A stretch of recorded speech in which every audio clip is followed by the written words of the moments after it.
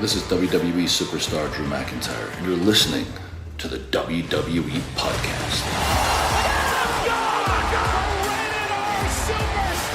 The champ is the one that everybody wants, me. It's going to WrestleMania. Claymore! Austin 316 says I just whipped your ass. This is my iron. You're going to acknowledge me. Let's talk Monday Night Raw. That aired last night.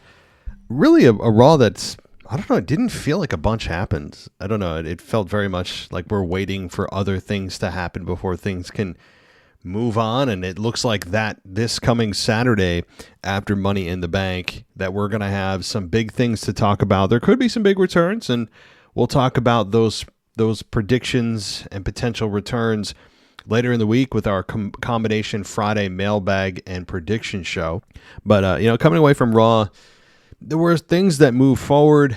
It felt very much as if they are out of ideas, at least just for the time being, to move things towards Money in the Bank. Of course, we get our obligatory 2 Money in the Bank qualifying matches that, hey, if I don't see another triple threat match for the rest of my life, I'll be okay. Because we have been triple threaded out. I understand that they need to have you understand how people got into the match. And I appreciate that. It's something that Vince didn't always adhere to and just have people be in matches with no explanation. But in this case, it feels just like I'm done with triple threats, man. I'm done with them. It's time. It's time to just get to the match, and that's what's going to happen Saturday. So I think it's going to be, you have some massive names in the matches. Drew McIntyre, Jey Uso, obviously at the top of the card, or top of the odds-on favorites.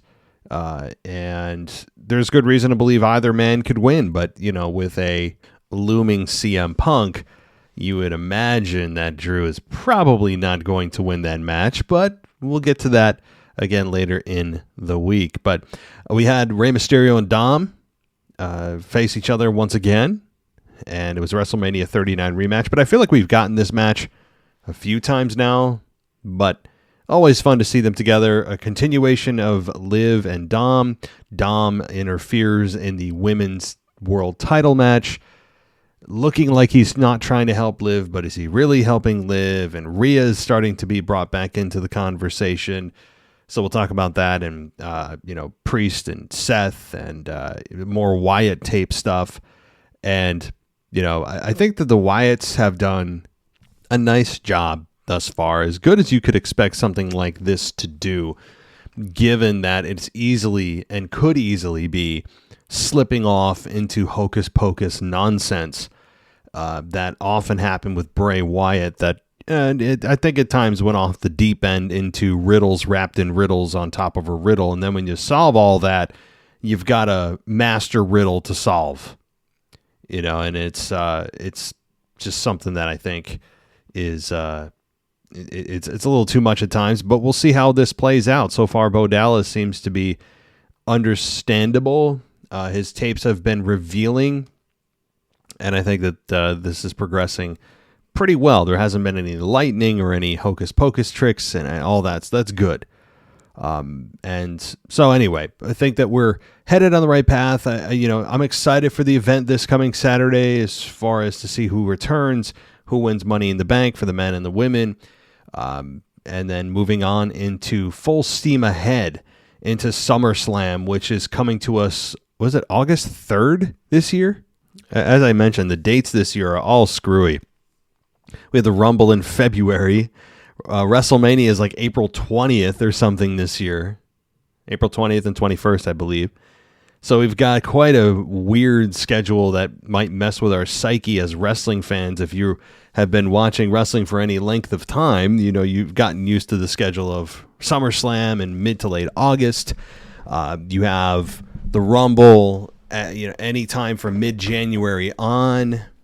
And then you have WrestleMania early April, and sometimes late March. We've had that, 31st of March, but this year's a little different. And that's okay. It's not a complaint. It's just going to be a little bit off track. And they've obviously got a lot of planning to do before WrestleMania. But before we get there, I want to welcome you guys to the WWE podcast, as we are here nearly every single day. And we've got an After Dark show coming for you on the Patreon side of things. For those on the NXT Plus and higher, we've got the After Dark show done by Anthony DeMarco. It's going to be coming your way tomorrow. I'll be dropping that if you are on Patreon. Thank you. If you're not, good time to get on there, because you get that exclusive show, and you also get everything ad-free, Discord server, and you can even come on the show if you get up in tier high enough. So good time to go there. Good time to go to Apple Podcasts too and go ad-free right on your native podcast app through Apple. So let's start. Let's start right from the beginning, guys, with what was it? The Boston skyline that was being shown. Really nice sunset shot. And Jey Uso was shown walking through a sea of fans in the concourse area. Man, have we moved on from COVID or what? If Jey Uso doesn't have COVID or didn't have COVID, he's got it now. I mean, he went through hundreds and hundreds of people coming into contact with him. I mean, look, if you're a wrestler, I wouldn't actually be worried so much about somebody trying to, sucker punch you or do anything malicious. What I'd be worried about more are germs. You don't know where people's hands have been. You don't know who's sick. And you're coming into close contact with hundreds of people. I wouldn't be surprised if we learned that Jey Uso over the next couple of weeks is battling like the flu or SARS or some kind of hybrid version of COVID. Maybe he'll be the first patient to come down with COVID-20. Right? It'll be so evolved that he'll be patient 0 for COVID-20. I mean, maybe it's the germaphobe in me, or just, I don't know what, but all I'm thinking about the whole time is, you don't know where anyone's hands have been at all. I mean, just like thousands of strangers that you're just slapping hands with, but I don't know. That's why I never want to be a babyface. I would love to be a heel. If I was to get in the wrestling industry, I would love to be a heel, because I think I'd excel at it. I really would. I'm not tooting my own horn. Obviously, this is just sitting in my chair. Easy to say from this distance. But then you'd never have to deal with people. If you're having a bad day, you don't have to pretend to smile and be happy.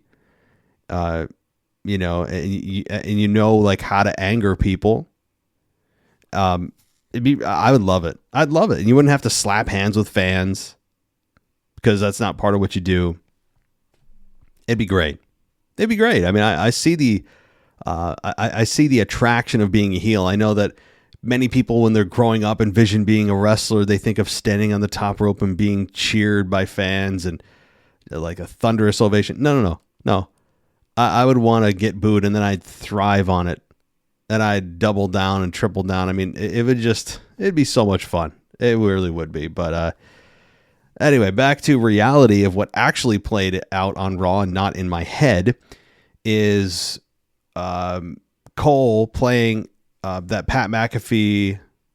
Oh, I'm sorry. We did get an explanation why Pat McAfee wasn't there, that his wife's father-in-law died last Monday, which is obviously why he wasn't in Indianapolis, which does stink for him, his hometown.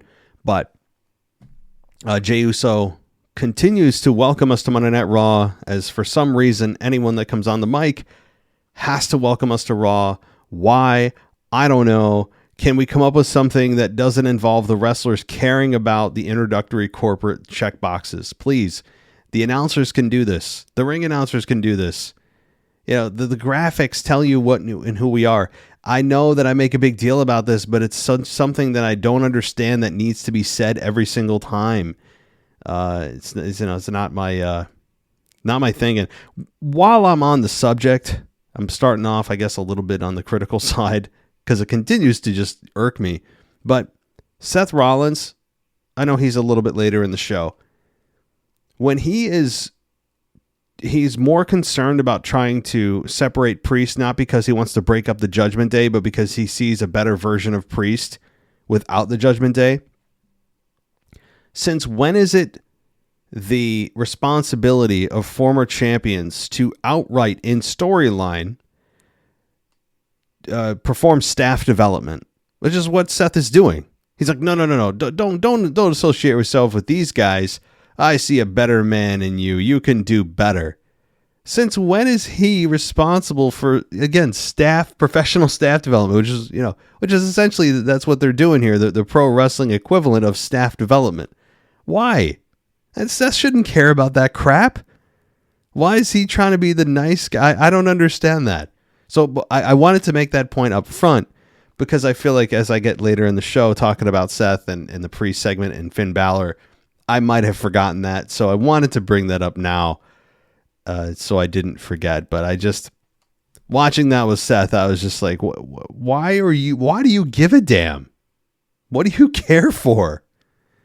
It's not, I don't know. It's just, one of the things I go, Seth, my man, no. I know you're trying to be the nice guy. And you know what, to his credit, Priest is not exactly the hottest heel.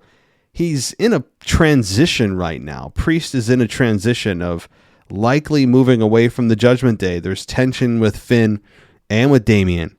We heard Damian's comments last week on Raw about how he doesn't need the Judgment Day. The Judgment Day need him. And Finn is saying that, straight up, you've changed since you've become champion. And Priest has been a kind of a straight shooter. He's not playing the beatdown game, the numbers game. He's not really been a heel. He's been a formidable champion. I think he's overperformed or outkicked his coverage for a Football Reference. And I've been very pleasantly surprised with his run. I think it's coming likely to an end on Saturday. And it makes sense storyline wise. Again, heading into SummerSlam, that it's probably Seth versus Gunther. And maybe Finn Balor versus Damian Priest or some combination thereof. But then they're tag team champions. So how does that work? Who knows, right? But I think the Money in the Bank PLE is the first one post-Mania that we can look at and say, we can finally break free of the WrestleMania leftovers and the WrestleMania decisions, meaning those that became champion at WrestleMania. We can start to say, all right, it's been enough. It's been a little time now. We can start to at least discuss when so-and-so could drop the belt. All right. Well, I keep circling back. Let's get to what we're here for, which is, of course, the Monday Night Raw review. And Jay talked about winning the Money in the Bank and listing everybody who qualified. The Yeet movement is well underway. Chad Gable comes out and he said he's had enough of that word and said it's not even a word, Yeet, which is funny. Gable called the Boston fans idiots and informed them again that Yeet is not a word. And he said miracle's a word, and if you look it up in the dictionary, you'll find his picture next to it. Gable said what he's done over the last 2 weeks is nothing short of miraculous, and he overcame an attack by the Wyatt Sicks and his Alpha Academy family, leaving him and qualified for Money in the Bank, and that he will win. Gable entered the ring, and Jay brought up the Wyatts. Jay said he didn't want any smoke with the Wyatts, talking about, stealing the Fireflies or whatever. And then he said Gable's family did what he did by getting out from under a manipulative scumbag. Kind of a clunky segment here. Gable hit Jay, who fought back. Of course, there was a super kick, because why wouldn't there be? And Jay went up top, but Gable rolled out of the ring. And that's when the Wyatt Sicks lighting wine down occurred. And the holy S chants from the crowd. I will say, and this is a great note done by this reviewer here for Monday Night Raw. I am sick and tired of, and I'm sure all of you at home can concur with this. This isn't me going off on one of my little nitpick rants. The censoring, the constant censoring of the show when things are not PG is getting obnoxious. because you feel like your audio went out, your headphones went out, your internet connection goes out. And it's not for a second. It's for multiple, like 10 seconds sometimes where the chants continue or something's non-PG. And I understand why they do that because of FCC rules. I get it. But I will say, based on this well done Raw review here, that January, I will concur with this, can't get here soon enough. Because then you won't have to worry about it. It is, by the way, confirmed that Raw will be uncensored on Netflix.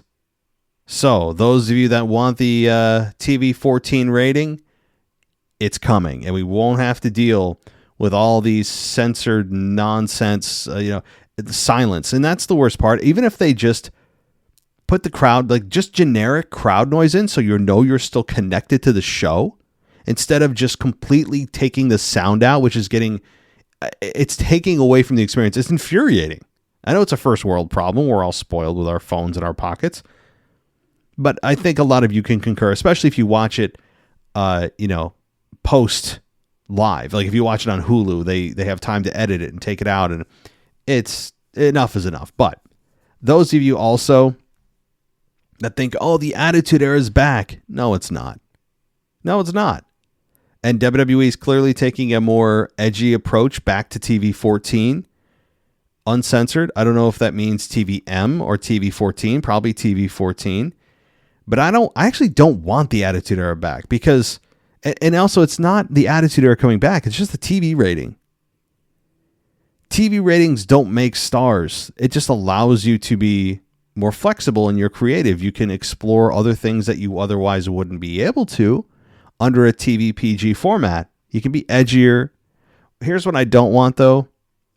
Just because, and I've made this point in the past, but as we get closer to January, I'm going to keep reiterating it.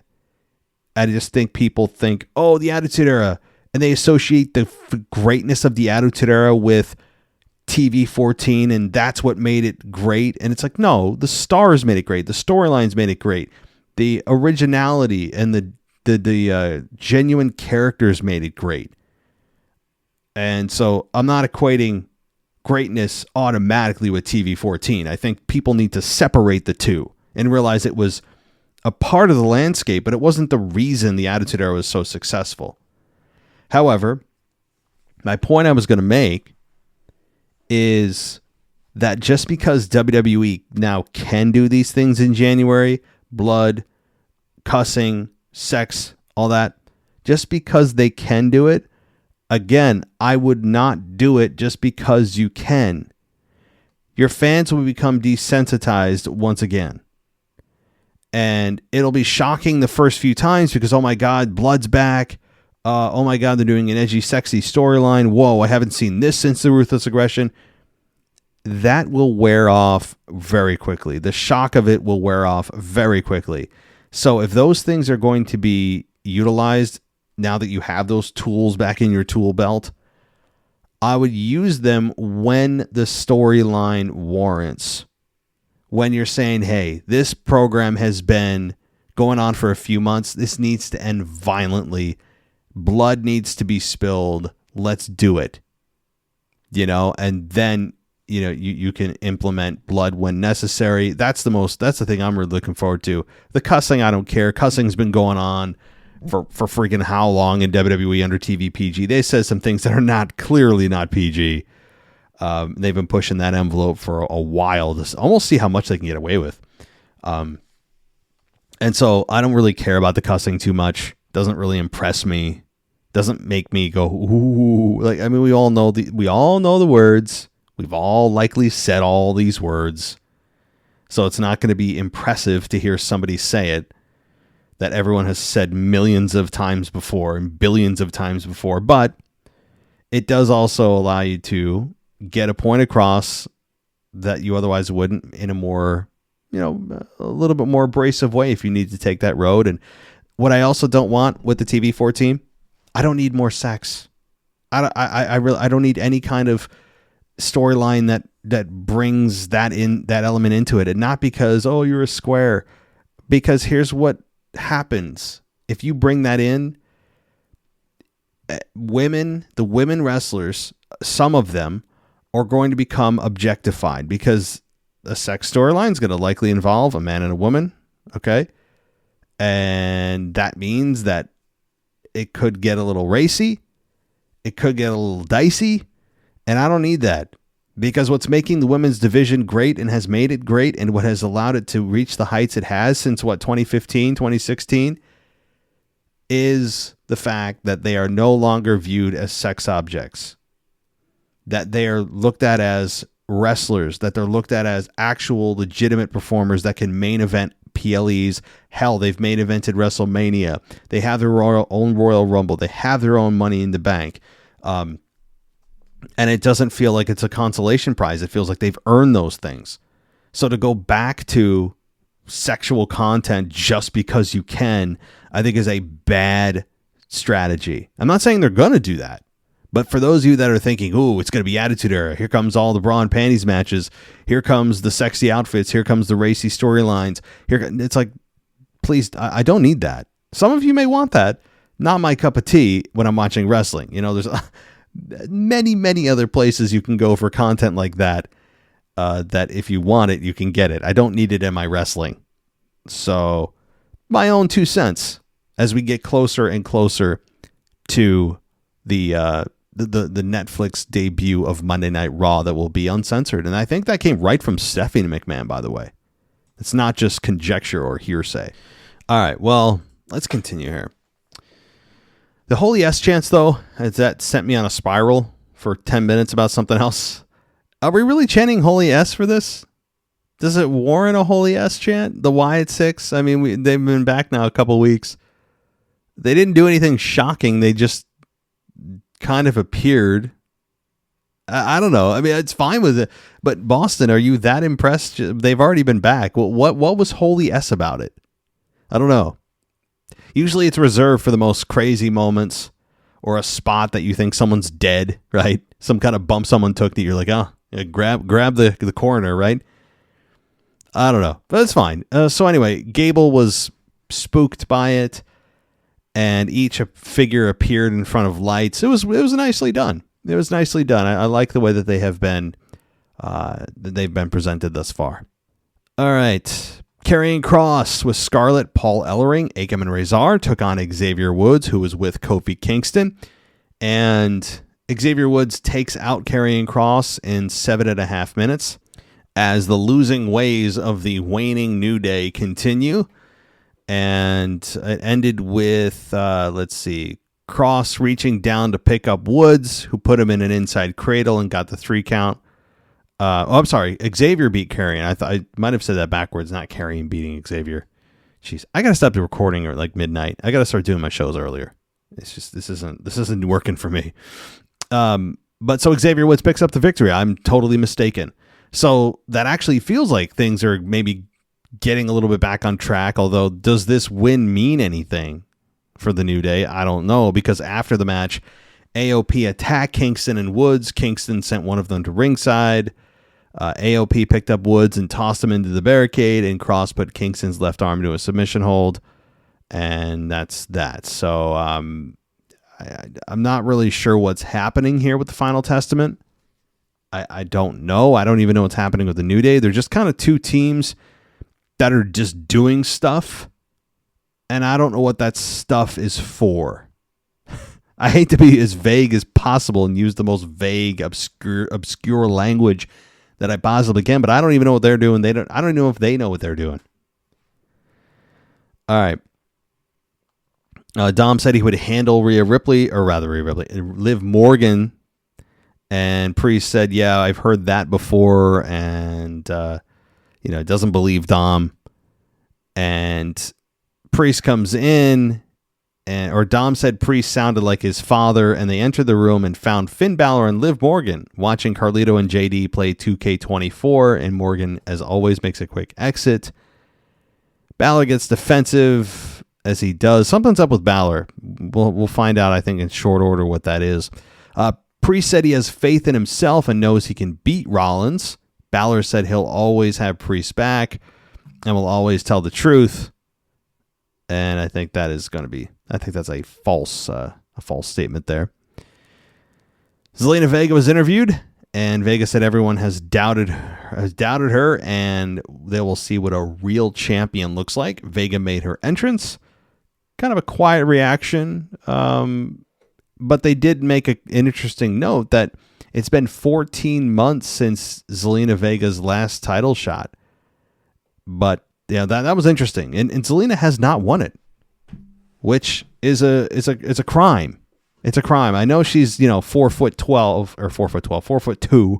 I know she doesn't have exactly the tallest stature, but this woman can talk. And you know what? I think she had maybe one of her best matches to date here with Liv Morgan. This was really well done. The crowd got into it. It was 11 and a half minutes long, and Zelina Vega, as we all expected, loses in 11 and a half minutes. But boy, there was a couple of spots there, particularly the one with Zelina countering Liv and hitting into it was a tornado DDT that she took that was brutal and looked awesome. And she kicked out, and it looked really good. So credit to both Liv and Zelina here. I think for Zelina, she likes, and I don't know if she likes it. Maybe she does or doesn't. I think she seems to work well with women who are closer to her weight, which is not many women on the roster. Liv Morgan is a smaller woman comparatively, and I think it works well with Zelina, who's probably pleasantly surprised to work with somebody that's not at least minimally double her weight. So it worked out well here. Morgan hit Oblivion, though, after we got Dom throwing a chair in the ring, but Vega hit Morgan with a 619, and that's when she hit a DDT. A nice near fall here. Dom slid the chair in right in front of the referee. Vega picked it up, used it on Dom, knocked him off the apron, and then Morgan hit Oblivion, as I said, to get the victory. Which, fun fact, Oblivion has never been kicked out of. And that is coming directly from Liv Morgan herself, who said that. That's not from my own flawed memory. So Oblivion is a money finish right now. It's one of the very few finishes, if maybe the only one in the company. Name another finish that has never been kicked out of. I can't. Again, Liv Morgan has a finish that does exactly what it should, and that's finish a match. So it's just nice that we have a finish that is still protected, even if it's Liv Morgan's. Really fun, though, here, as Dom continues to either screw up, trying to cost Liv the match, or continues to kind of slyly help Liv, knowing what he's doing. There was a shave the mustache chant, which I love. The mustache is great. So anyway, Rhea Ripley, as we all know, did actually just get married to Buddy Matthews or Buddy Murphy. So, not that they're not going to bring that into storyline, but it is funny that just as Dom is getting closer to Liv in storyline, we have in real life Rhea actually marry another man. It won't be brought into story, and I don't think it should, because it would totally take the steam out of what's going on here with Liv and Dom and the return of Rhea. But it is just funny how art is imitating life a little right now, or life's imitating art. One and the same. And Rhea Ripley's actually marrying another guy right now, or did marry another man, Buddy Murphy, Buddy Matthews. So, happy for her. Here's what I also like. Rhea Ripley without makeup is a refreshing sight. I know she wears the goth makeup very well, but I have to say, seeing Rhea Ripley without 400 pounds of makeup on her face for the goth look, which again suits her well, it's just a nice change of pace to see what she actually looks like as a human being. Some of these women, when you see them naturally, I prefer sometimes the natural look. Don't get me wrong. Sometimes makeup can and does often make a woman look younger, which is why women wear it, right? This is, you try to improve how you look. Otherwise, there's no other point to it, which is fine. But there are times when it's overdone, and women wrestlers sometimes overdo the makeup. And when you see them without it in a picture or a video or whatever on Instagram, or it's just kind of like, whoa, and sometimes it's a breath of fresh air. You're like, I like that.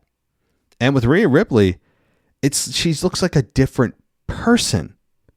She looks like a totally different person. I prefer it. I mean, I don't think she's going to go the all natural look when she comes back, but it is. I mean, I'm sure you can, easily find those pictures, and any picture of Rhea Ripley without makeup. They do exist. Obviously, she didn't have the goth look right off the bat. She went through several iterations of herself in NXT and on the main roster before she found this version. So, alrighty, what the hell am I doing here? I'm going off on a tangent. So we got a sponsored Drew McIntyre video package. He said he was screwed by Punk twice and sent to the back of the line. And McIntyre said that anyone who gets between him and his goals are going to meet the same fate as CM Punk. McIntyre said he would beat Sheamus and Dragunov and then go to Money in the Bank and win the contract. And McIntyre said it will be his night, and he added that he will win the World Championship. All right. So good little promo from McIntyre. I liked it. Now, Seth Rollins. Actually, before that, Cole and Graves hyped the WrestleMania 40 behind the curtain documentary. It's going to be, if you're looking for a specific time, it is being released tomorrow, or as you listen to this today, Wednesday. It's being released at 6 Central, 7 Eastern. So the documentary that has been out there for months, and we were told it was coming out months ago, is finally being released. 7 o'clock Eastern time, Wednesday, July 3rd.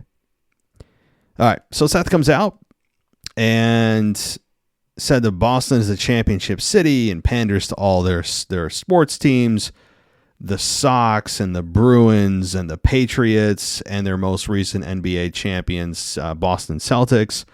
The fans chanted along and pandered, and anytime you want to either instantly be beloved or instantly be hated by the locals, talk about their sports teams. It's low-hanging fruit, but it's effective, at least for the city you're in.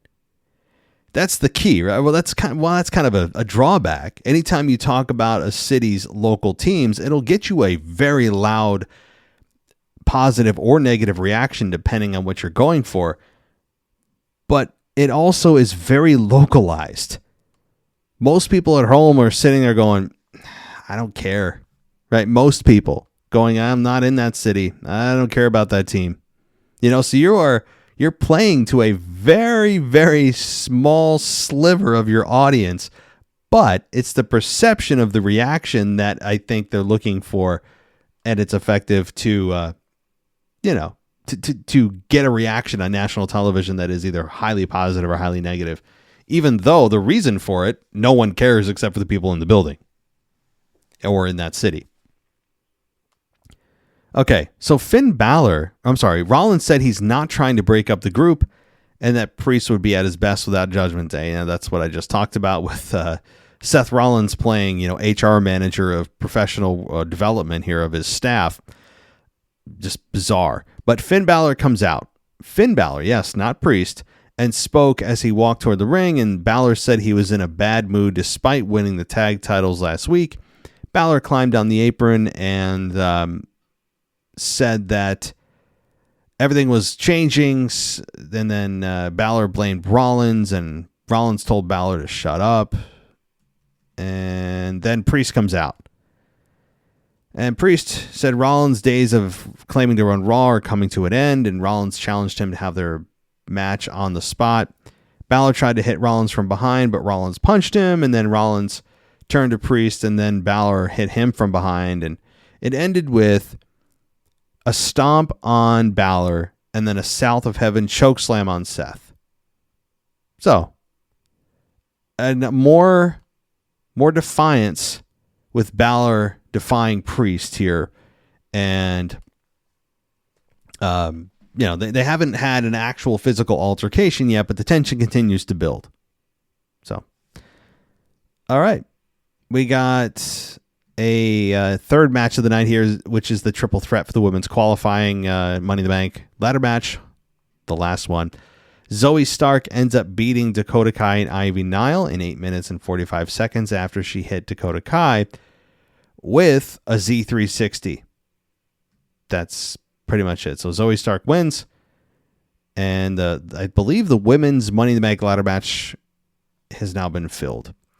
Okay, then we get the Wyatt VHS tape play between a conversation between Bo Dallas and Uncle Howdy, and Dallas asked how much longer they were going to keep doing this and what they were even doing here. Howdy asked if he honestly believed he brought Howdy to life, and Dallas said he was destined to do this. Let's see here. I don't know if I want to go through the whole thing, but Howdy asked Dallas if he thinks he's special, and Dallas said special implies that others are not, and he deserves to be forgotten. Dallas said that they are the ones everyone forgot and abandoned, and Dallas said that they made people notice them. And there you are, said Howdy, and he asked Dallas how he believes he can make them do that, and Dallas said they weren't willing, just chosen, and that they'll become a family. And even now, the false prophets are berating and belittling their own family for their own gain, and it's disgusting, and they must pay for their sins. So the tape glitched after, let's see here. Howdy said he is the reckoning, and let's see, the final segment here was the tape glitching, and Howdy was gone, and Dallas said he set them free, and he disappeared while Howdy returned and said, there you are, and that's it. So they're on a revenge tour of sorts, like Liv Morgan, just kind of targeting people who they feel are belittling them or forgotten them or whatever. Now, what their beef is with Chad Gable, I still have yet to figure out. Why Chad Gable is being singled out here, at least in the initial part of the storyline, I don't know. I don't know what Chad Gable has done to them or any one of the specific members. Maybe we'll learn in time. All right. We then have Otis was sitting and eating, not like Vince McMahon would have him eat, but he seemed like a normal human being who can actually speak normally and not, it's actually, he can speak like a normal guy. And he turned down Gable again and said, we're not helping you. And Gable said, I'm still going to help you though, if the Wyatt Sicks come after you, which is essentially what it is. And it seems like a genuine apology, which is weird. If nothing comes of this, it'll be a bit disappointing. I think something eventually will, with the Creed brothers joining forces with Chad. But if nothing comes of the build that was being done so well for so long with Otis and Gable, that'd be a bit disappointing.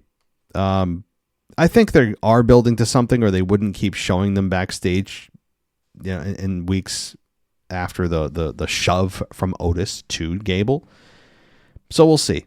We'll see how this all plays out. But Dom and Rey have their match.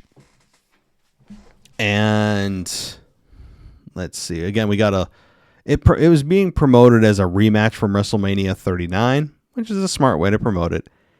And it ended with, Rey kicking Dom through the ropes. Dom falls on top of Morgan, who wouldn't let him up initially, and then Rey threw Dom back in the ring.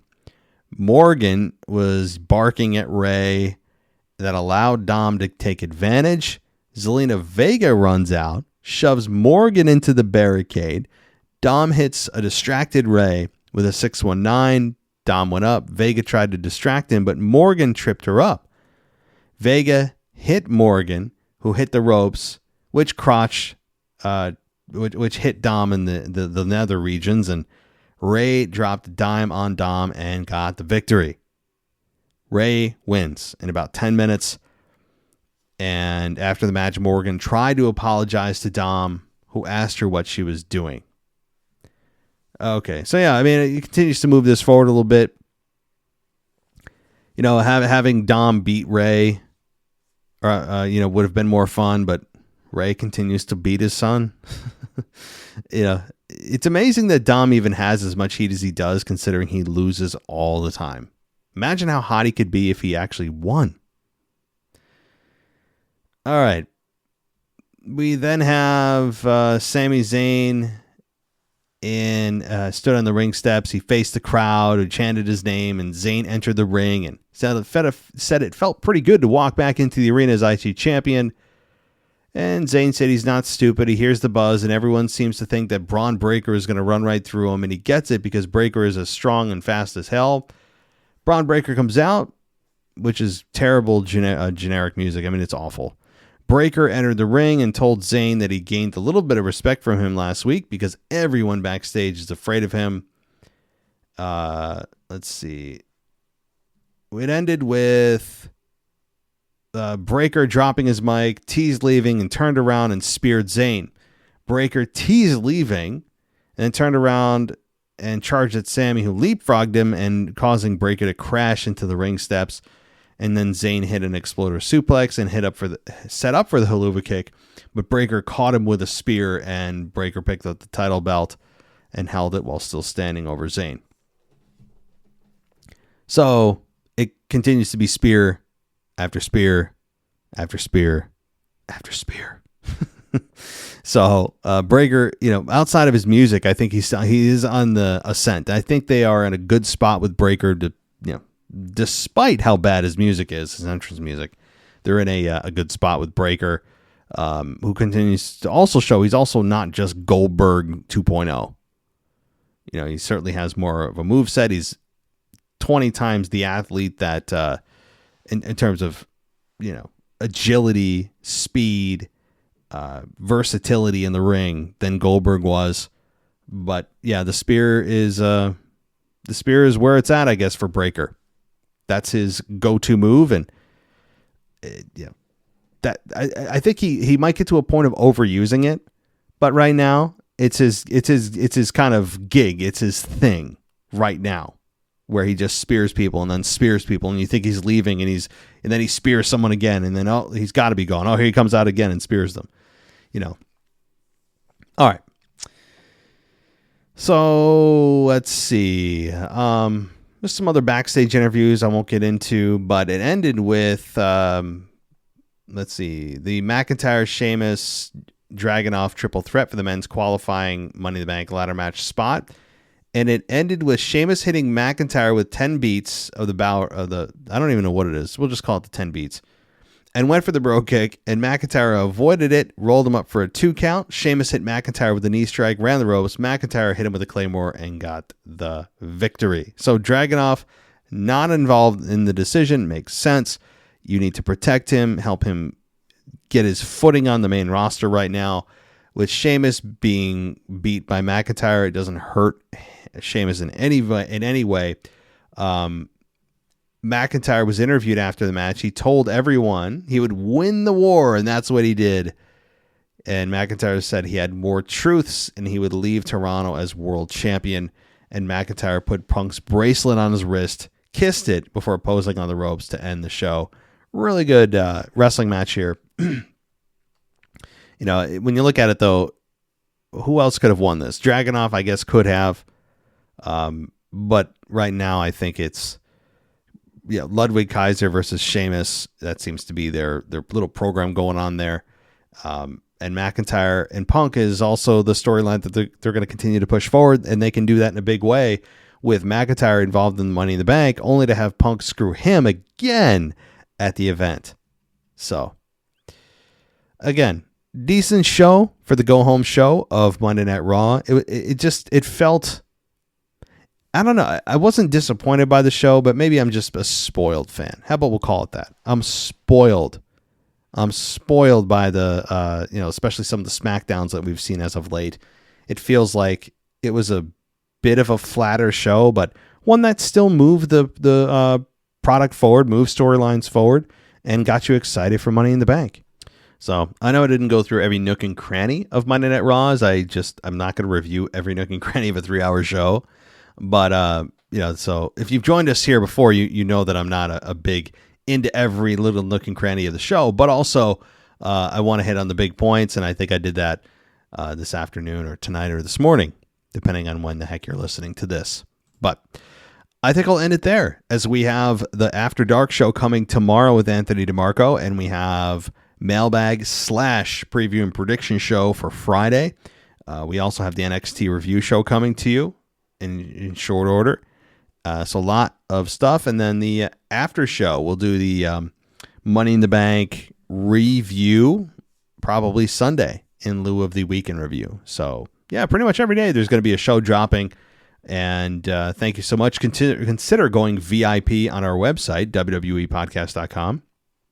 But ad-free, patreon.com/WWE Podcast. Great place to go and get yourself ad-free everything.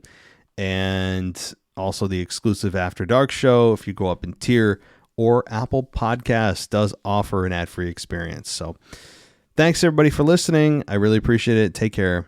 I'll talk to you next time. Thanks for listening to the WWE Podcast. Don't forget to subscribe on your favorite podcast app so you don't miss a show, or head to WWEpodcast.com. And for all of these shows ad-free, head over to patreon.com/WWE Podcast. Until then, we'll see you next time.